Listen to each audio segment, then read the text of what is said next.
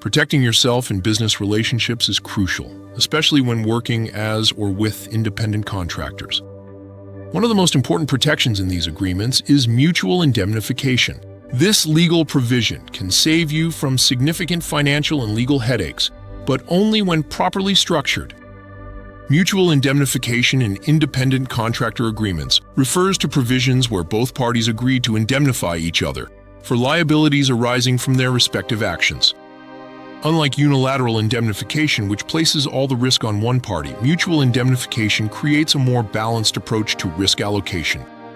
These clauses are particularly important in independent contractor relationships because they establish clear boundaries of responsibility. When a client hires an independent contractor, both parties face potential risks and liabilities. A fair agreement acknowledges this reality. Hold harmless clauses are closely related to indemnification. These statements specify that one or both parties agree not to hold the other responsible for damages or injuries. While common in many industries, they can create complications, especially in fields like healthcare, where physicians may find their standard liability insurance doesn't cover indemnifications. Indemnification clauses come in several forms. Unilateral indemnification places the risk primarily on one party, typically the contractor. Mutual indemnification balances responsibility between both parties. Comparative indemnification apportions liability based on degree of fault. And third-party indemnification specifically addresses claims brought by outside parties. A well-crafted mutual indemnification clause should contain several key elements. First, it needs a clearly defined scope that outlines what types of claims or damages are covered. Second, it should specify trigger events that activate the clause. Third, it must include notice and control procedures detailing timelines and defense processes. Fourth, the clause should identify covered costs such as legal fees and settlements. Fifth, any carve-outs or exceptions should be explicitly listed.